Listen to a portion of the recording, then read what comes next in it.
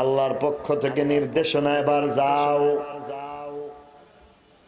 কদমে কদমে নেকি, কদমে কদমে তোমার জন্য গুনাহ মাফির ব্যবস্থা করা হইল। এবার তুমি আল্লাহর ঘরের দিকে যাও। আল্লাহর ঘরের কাছাকাছি তুমি চলে গেলা, আল্লাহর ঘরটাকে দেখলা। এবার তুমি পারলে, সেখানেও দোয়া আছে। আল্লাহর ঘর দেখে দোয়া করো। আল্লাহর ঘরকে মুহাব্বতের দৃষ্টিতে তাকাইয়া এবার তাকাইয়া থাকো।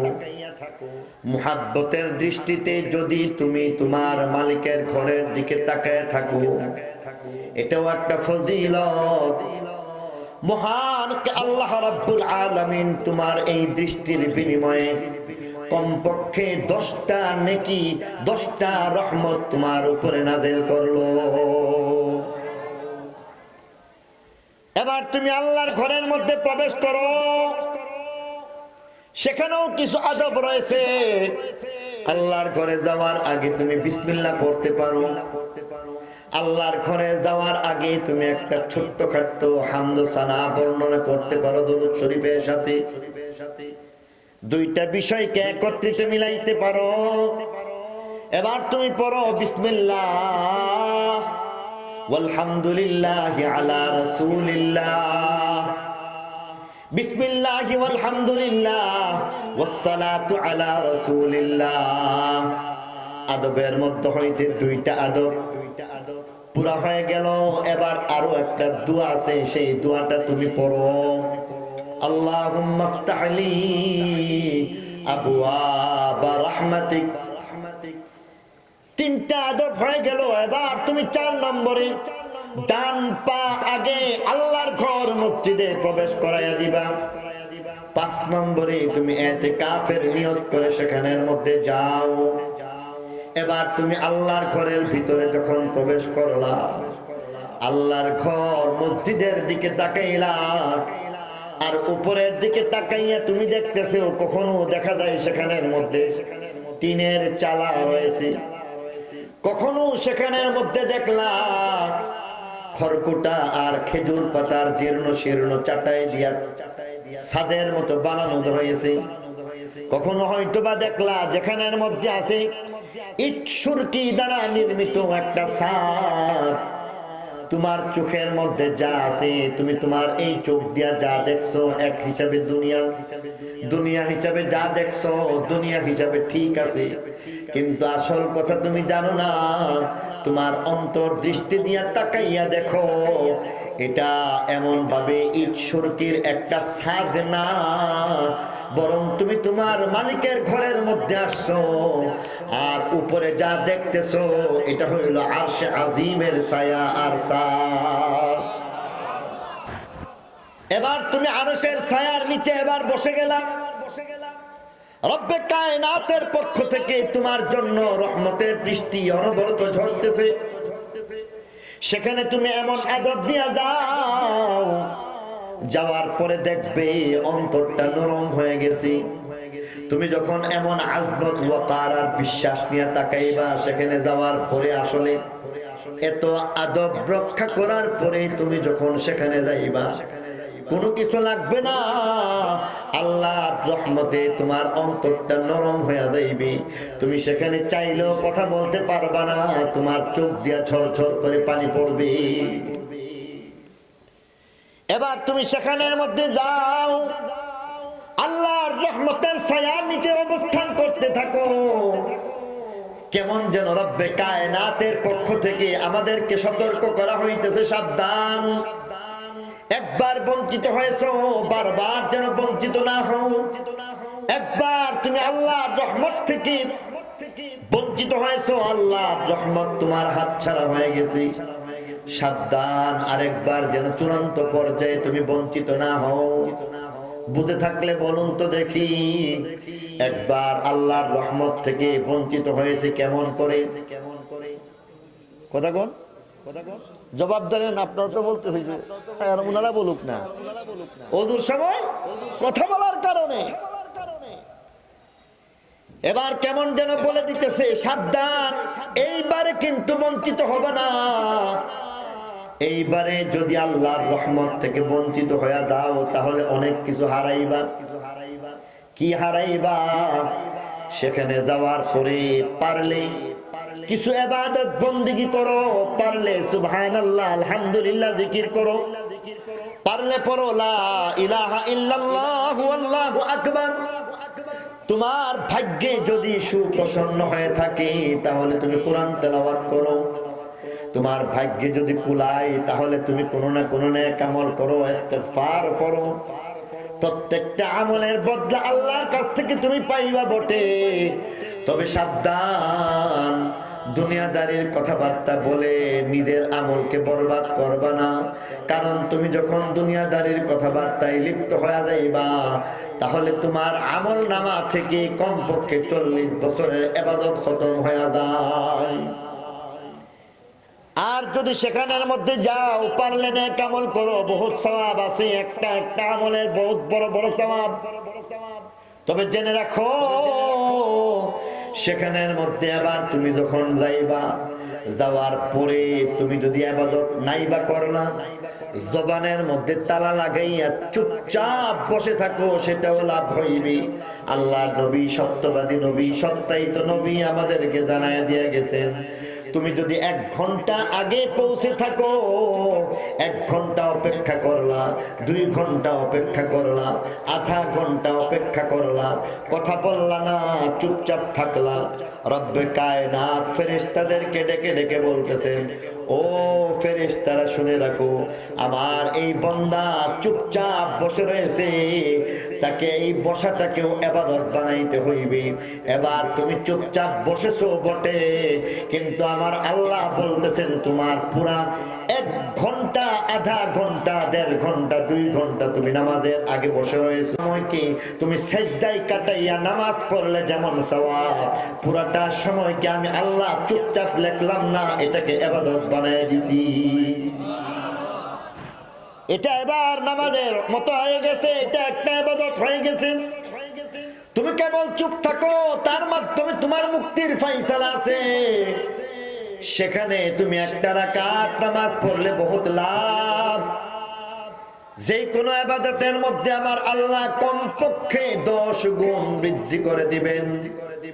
কিন্তু তুমি সেখানের মধ্যে যখন যাইবা, আর যদি সেখানের মধ্যে তুমি ইবাদতে লিপ্ত হয়ে দাও, 1 রাকাত পড়ো, আমার আল্লাহ বলেন এটাকে আমি 1000 রাকাত বানাইয়া কবুল করে নেই, 50,000 রাকাত বানাইয়া কবুল করে নেই।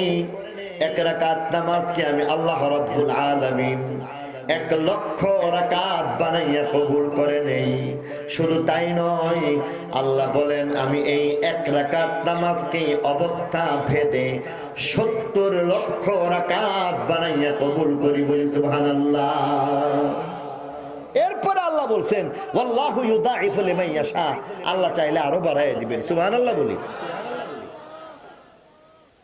এত বড় মর্যাদা তুমি পেয়ে যেতে পারো। এবার সাবধান, তুমি নামাজ খতম করলা, নামাজ খতম করার পরে ইবাদতের সার আর নির্যাস হচ্ছে তুমি দোয়া করো।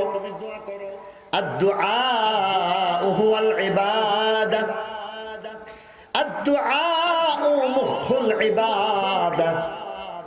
এবার তুমি আল্লাহর ঘরে নামাজ শেষ করে এবার আল্লাহর কাছে তুমি চাও, কারণ এটা আল্লাহর দরবার, এটা বাদশার দরবার না। এক সময় বাদশা বারবার দেওয়ার পরেও বিরক্ত হইতে পারে, বাদশার দরবারেও তুমি পাইতে পারো নাই বা পাইতে পারো। দুনিয়ার দুয়ার তো এমন যেখানে ফর্মালিটিজ রক্ষা করা লাগে, কিছু নিয়ে গেলে কিছু পাওয়া যায়, কিছু না নিয়ে গেলে পাওয়া যায় না।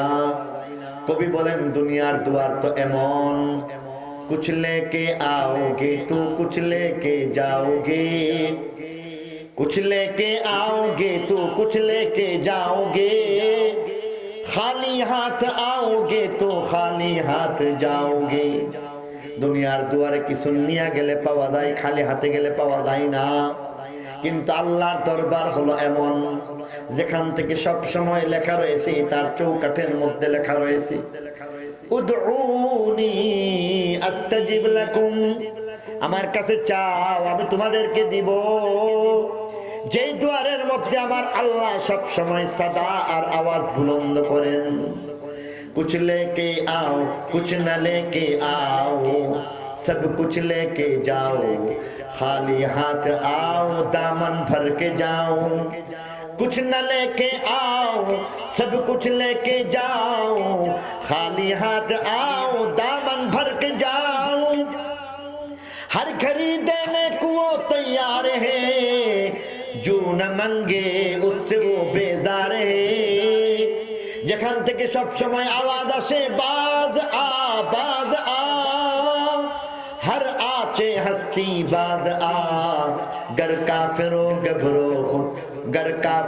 गबरो बुत पुरुस्ती बाज आ इधर गहमा दरगहे नौमीदी नीस्त सदबार अगर तौबा शिकस्ती बाज आ सदबार अगर तौबा शिकस्ती बाज आ गुनाहगार তুমি গুনাহ করতে করতে বারবার ওয়াদা ভঙ্গ করতে করতে এক সময় ত্যক্ত বিরক্ত হয়ে গেছো, লজ্জিত হয়ে গেছো, হতাশ হয়ে গেছো, আর মনে করতেছো হাজারবার আমি ওয়াদা করলাম, হাজারবার ওয়াদা ভঙ্গ করলাম, না না তারপরও আমি আল্লাহ বারবার তোমাকে ডাকি আর বলি শুনো আবারও তুমি খাঁটি অন্তরে আমার দরবারে চলে আসো, একবার আমার কাছে চেয়ে দেখো, একবার চাইতে দেরি হইবে, তোমাকে আমি আল্লাহ দিব, তাতে কোনো সন্দেহ নাই। এবার তুমি সেখানের মধ্যে গেছো, নামাজ শেষে এবার দুইখানা হাত মালিকের দিকে উঠাও আর ডাকো, মালিককে ডাকো আর বলো, বেশি কিছু লাগবে না, সাদা সিধা ভাবে বলো ইয়া রাব্বি ইয়া রাব্বি ইয়া রাব্বি ইগফিরলি। ও মালিক তোমার কাছে আমি ডাক দিয়ে বলতেছি ইয়া রাব্বি ইয়া রাব্বি ইয়া রাব্বি, এমন ভাবে তুমি ডাকো, ডাকলে পরে আমি তোমাকে দিব। কারণ আমি তোমাকে কেমন ভাবে দিব, তোমার ঠোঁটের কোণার মধ্যে কথাটা এখনো জমে রয়েছে, বের হয় নাই, তোমার কথা শেষ হইতে দেরি হইতে পারে, কিন্তু আমার রহমত তোমার সামনে চলে আসবে, সবকিছু কবুল হয়ে যায়। আসলে কি আমরা সেইভাবে চাইতে পারি? একটু আওয়াজ দিয়ে বলবেন কি আসলে কি আমরা চাইতে পারি? আর ডাকার মতো ডাকলে আল্লাহ ফিরে দেয় না, ঠিক কিনা বলে? আর আমরা চাচ্ছি কেমন করে? আমরা আমাদের আদর ইখলাস বলতে কিছুই রাখছি না, প্রত্যেকবার কথাবার্তা বলছি ফেরেশতাদের অভিশাপ নিয়ে যাচ্ছি। কোন কোন বর্ণনার মধ্যে পাওয়া যায় যেখানের মধ্যে বলা হচ্ছে মসজিদে গিয়ে যখন কথাবার্তা বলে ফেরেশতা কাছ থেকে পরম শ্রদ্ধার সাথে বলতে থাকে, এই তুমি একজন আল্লাহর মেহমান, অনারেবল গেস্ট, তুমি আল্লাহর ঘরে আসছো, অতএব কথা বললে পরে স্মরণ করায় দেয় আর বলতে থাকে, ও আল্লাহর বন্ধু চুপ হয়ে যাও, তুমি আল্লাহর ঘরে চলে আসছো, তুমি একজন সম্মানিত মেহমান, আল্লাহর মেহমান, তুমি আবার চুপ করো, কথা বলবা না, তুমি আল্লাহর বন্ধু। এবারে যখন কথা বলে টোন পরিবর্তন করে রাগত স্বরে বলে, এই আল্লাহর বন্ধু চুপ করো। আচ্ছা আগের কথা পরের কথা ব্যবধান হয়েছে কি হয়েছে না? আগেরটাতে মায়া মমতা ভক্তি শ্রদ্ধা আছে না নাই? পরেরটাতে শাসন করতেছে, এই আল্লাহর বন্ধু চুপ করো। এবারও যখন কথাবার্তা বলে না তখন বলতে থাকে, আল্লাহর বান্দা তোমার উপর অভিশাপ, চুপ করো, চুপ করো। আমরা আসলে এমন করে অভিশাপের দরজাটাকে খুলে দিচ্ছি, রহমতের দরজাটাকে বন্ধ করে আল্লাহর কাছে যখন চাই তখন আল্লাহ কি দিবে? রাস্তাটা নিজেরাই বন্ধ করে দিলাম। অথচ আমার আল্লাহ বলছেন এবার তুমি চাও, চাওয়ার ক্ষেত্রেও আমার আল্লাহ কতটা দরদি। আল্লাহ আমাকে আপনাকে স্মরণ করে দিতেছেন, সাবধান ভুল যেন না হয়ে যায়, তোমাদের ক্ষেত্রে যেন তোমরা নুকসানের মধ্যে না পড়ো। বাচ্চার সামনে দুইটা চকলেট নিয়ে একজন লোক চলে গেল আর বলতেছে, আসো দেখো কত মজার চকলেট। বাচ্চার সামনে ধরলো আর চুষনি দিল, চুষতে চুষতে শুরু করলো, চুষতে চুষতে এক পর্যায়ে বললো, দেখো ললিপপ কত মজা। বাচ্চা বলে আমারে দেও। লোকটা বলে না না, তোমাকে দেওয়া যাবে না। আবার বারবার চুষে চুষে খায়। বাচ্চা বলে দাও না আমাকে। লোকটা এবার বলে না না, দেওয়া যায় না, তবে দিতে পারি, শর্ত আছে। একটা দুইটা ললিপপ আর চকলেট তোমাকে দিব না, তোমাকে 10টা দিব। তোমার গলার মধ্যে যে একটা 2 ভরি ওজনের একটা হার আছে, এটা দিয়ে দাও, স্বর্ণের হার দিয়ে দাও। বাচ্চা বুঝে না, হার খুলে তার হাতে দিয়ে দিল মাত্র 2টা ললিপপের জন্য। এই কারণে আমার আল্লাহ বলেন, দোয়া তো ইবাদত। নামাজের পরে আরো একটা ইবাদত, তুমি দোয়া করো, আমার কাছে চাও, তবে চাইতে গিয়া সাবধান, তুমি যেন এমন বঞ্চিত আর বিরাট ক্ষতির সম্মুখীন না হয়ে দাও। তুমি চাইবা আমার কাছে ভালোটা চাইবা, শ্রেষ্ঠ জিনিসটা চাইবা, দামি জিনিসটা চাইবা, সাবধান তুমি আবার দুনিয়া চেয়ে বসো কিনা। কারণ আছে, লাউ কানাতিদ দুনিয়া তা'দিলু ইনদাল্লাহি জানাহা বাউদা। যদি তুমি দুনিয়া চাও তাহলে বড় ক্ষতির মধ্যে পড়লা। দুনিয়ার সব কিছু মিলাইয়া আমি আল্লাহর কাছে কিছুই না। আমি আল্লাহর কাছে পুরা দুনিয়াটা হইল মশা মাছির একটা পরের মতো, মাকড়সার একটা ঘরের মতো। ধুকার ঘরের মধ্যে তুমি পিছনে পড়বা না, মাকড়সার বাড়ির মতো আর ঘরের মতো দুনিয়া চাইবা না। মশা মাছির পর আর ডানার মতো এমন কিছু চেয়ে বসবা না যেন। দুনিয়ার দরকার নাই, তুমি ভালোটা চাও। ইহদিনাস সিরাতাল মুস্তাকিম, তুমি আখিরাত চাও, তুমি সিরাতে মুস্তাকিম চাও, তুমি জান্নাতের পথটা চাইবা, তুমি আখিরাত চাইবা, দুনিয়া চাইবা না। কারণ দুনিয়া তো এমন, আমি আমার দুশমনকে পর্যন্ত দুনিয়া দিয়া দেই। কারণ মনে করি এক বেলার বরযাত্রী, এক বেলার খাবারের মতো তাকে আমি দুনিয়া দিয়ে দিতেছি। তুমি আমার আপনজন হয়ে গেছো, তুমি আমার বন্ধু। অতএব তুমি আমার কাছে চাইবা, ভালোটা চাইবা, এমন জিনিস চাইবা যা খুবই অসাধারণ হয়ে যাইবে। এমন একটা জিনিস তুমি চাইবা যা এক্সেপশনাল, এমন জিনিসটা চাইবা যা আমি কোনোদিন দুশমনকে দেই না। আমি আমার দুশমনকে যা দিব এটাও তোমাকে দিলাম, তাহলে বরাবর হয়ে গেল। তুমি আমার বন্ধু, তুমি আমার কাছে চাও। আল্লাহ বারবার শিখিয়ে দিলেন, ইহদিনাস সিরাতাল মুস্তাকিম, জান্নাতের পথটা চাই।